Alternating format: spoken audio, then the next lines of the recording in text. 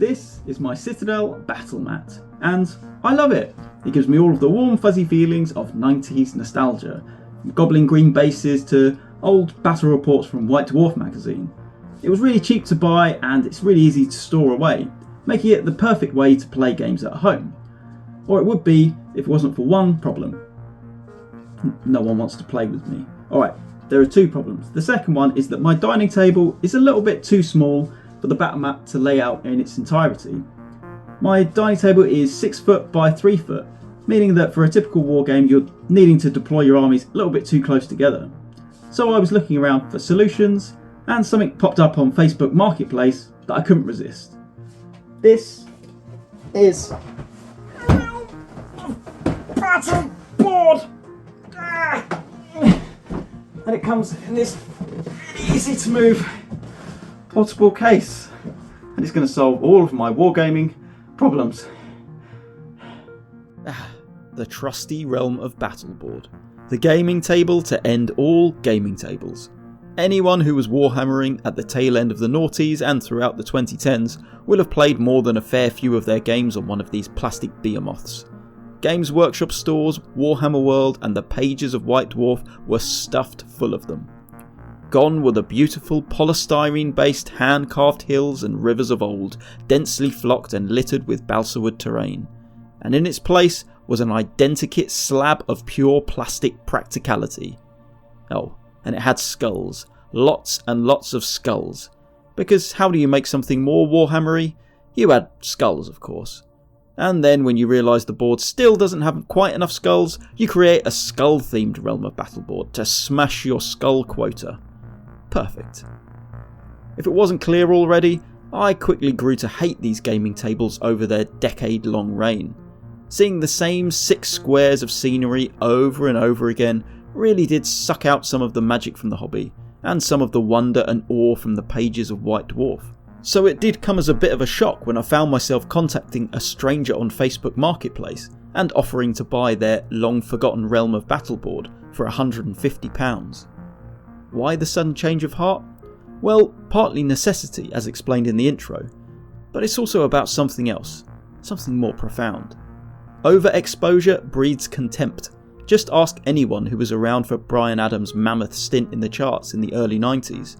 But with enough time, you can reflect, reappraise, and perhaps come to a fresh conclusion.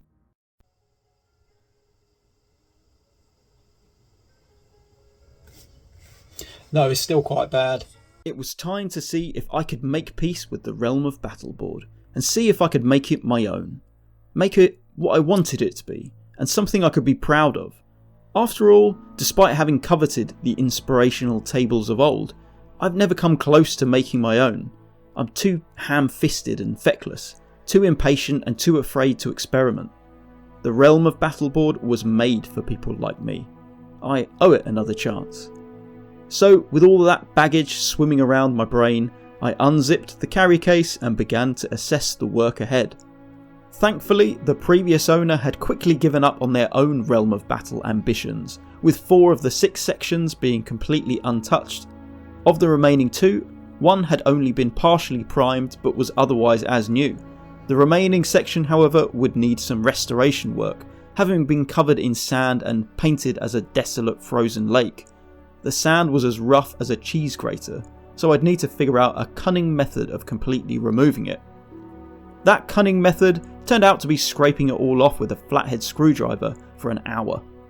Things started well enough with big chunks of the stuff falling off with little resistance, but I soon found more stubborn areas which required more effort. By the end, I had employed a second screwdriver to use as a makeshift hammer to chisel off the most persistent chunks. The plastic suffered a few dings and scrapes in the process, but as I planned to cover this whole thing in flock, I wasn't too worried about that. With that done, it was time to address the elephant skull in the room. I think the skull pits are comically bad. In fact, I would say they are responsible for at least 80% of my previous contempts for the realm of Battleboard. And there are no less than 4 skull pits across the board, as well as lots of little Easter egg skulls dotted around, hiding in cracks and crevices. Yeah, they all need to go. So, armed with some filler, I set about giving these poor souls a long overdue burial. Rest in peace, lads. Games Workshop can't exploit you anymore. Your souls are finally free now. With that done, the board was looking far less embarrassing, and it was finally time to start painting.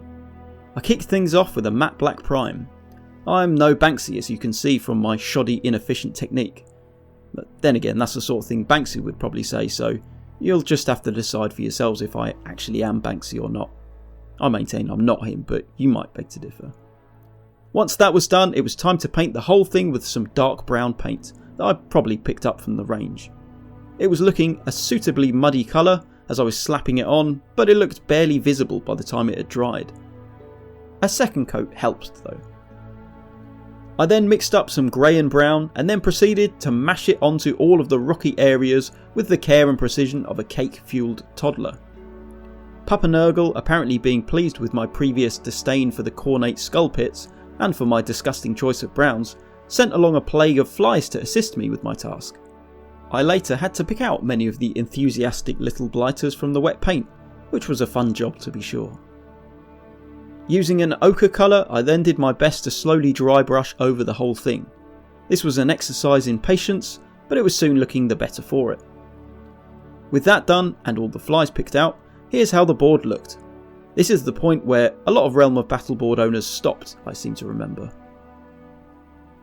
Next, I wanted to add some shading, so armed with a trusty tin of army painted dark tone, I once again used my trademark mashing technique to good effect here.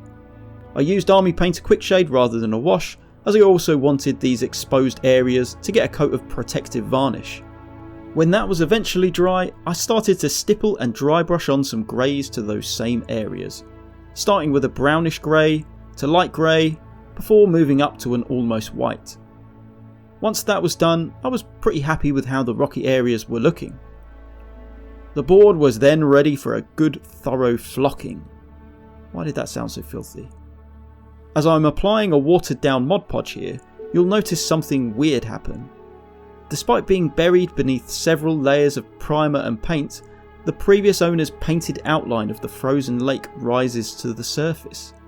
If anyone knows why that might have happened, I'd love to know, because it causes me more problems shortly.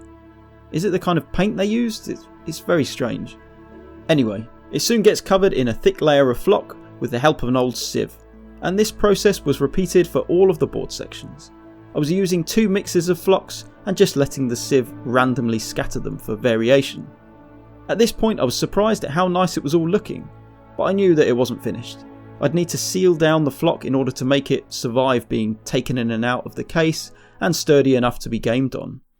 So, not really knowing what I was doing, I absolutely drenched the boards in heavily watered down Mod Podge and PVA. I had tried to use a spray bottle, but it gunked up instantly, so I resorted to what I thought was the next best thing, a syringe. Yeah, that's not going well, is it? To make things worse, I hadn't left the previous Mod Podge long enough to properly dry. I was banking on the fact that it was a boiling hot day to enable me to do this whole flocking process in one day, but despite having felt dry to the touch, the new layer seemed to reactivate the previous one, leading to what can only be described as sloughing. For the rest of the sections, I tried my best to alleviate some of the issues with limited success. Ultimately, I was just hoping it would look a lot better when it had dried. It didn't. It looked even worse. The saturated flock had clumped together and taken on a glossy finish, and that bloody frozen lake had once again returned to haunt me. It was an absolute horror show.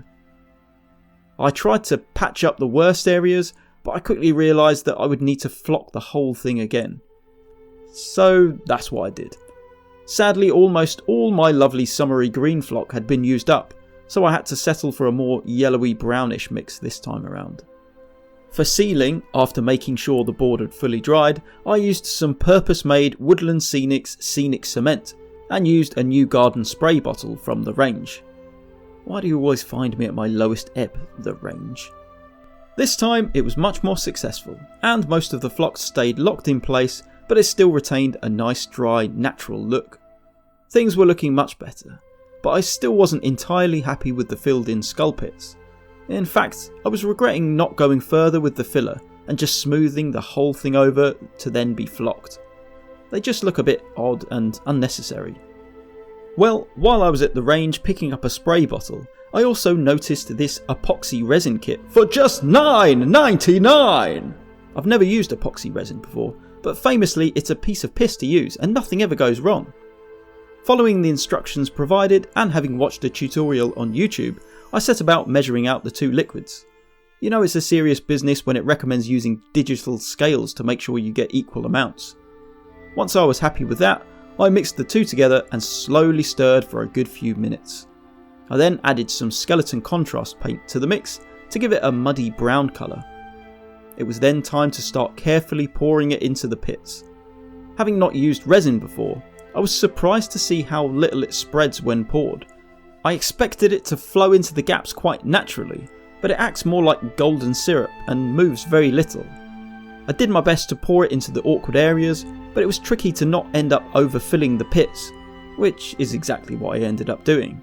I got better as I went on, and considering it was my first attempt at doing a resin pour, I don't think it went too bad.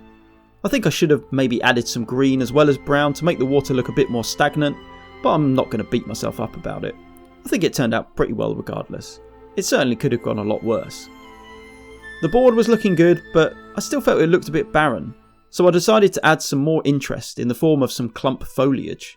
The internet assured me that clump foliage was easy to make, so I set about destroying a perfectly good washing up sponge. The end result was pretty pants. I tried again with a different kind of sponge. It looked different, but still pants. The third time, however, you'll be pleased to hear, was a complete success, because I just bought some pre-made stuff from All Game Terrain. Yeah, I wasn't even close with my attempts. With some PVA glue, I started applying some of the foliage into random spots along the rocky areas. I just tried to imagine where a little bush or weed might spring up. I even ended up using some of the better bits of my homemade stuff to add some variety. It actually doesn't look too bad. And with that, the Realm of Battle board was done. Let's take a look at how it turned out.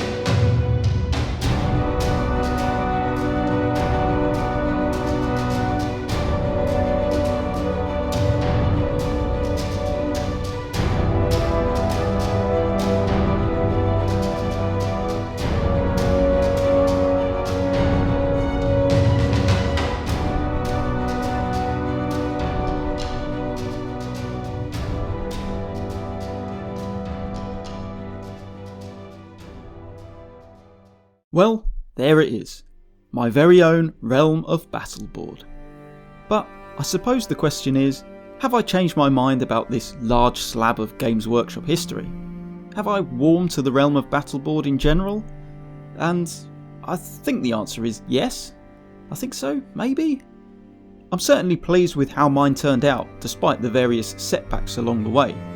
There's no denying that it is a practical solution to a storable, full-size, half-decent looking sturdy gaming table. In that sense, Games Workshop really did do a good job in creating a product that met the needs of its customers. The reality was that before this existed, most of us weren't playing on beautifully crafted gaming tables. We were playing on painted sheets of plywood or green tablecloths. In that sense, the Realm of Battle board certainly was a step up. I still think that recognisable features are the thing that ultimately ruins it. Combined with the very effective modularity of the tiles, a more generic landscape would have given owners a blank canvas to work with, and perhaps made the board less immediately recognisable, especially with some decent scatter terrain. As it is, you can spot it a mile off. I do notice that there really isn't an alternative to the Realm of Battle board currently on the market. In the modern era of tabletop gaming, the neoprene mat is king, and you are spoilt for choice for sizes and styles, meaning that very few gaming tables will look the same. That said, they do all end up looking perfectly flat, which may make for easy gaming, but in my opinion doesn't look as visually interesting as something with a bit of topography. So maybe I have been too harsh on the old Realm of Battle board. Ultimately, like most things in life, you get out of it what you put in. I'm sure a creative and talented person certainly could do something special with one, but really it's for the average hobbyist to get some decent games in at home, and that's exactly what I plan to do. But now it's over to you.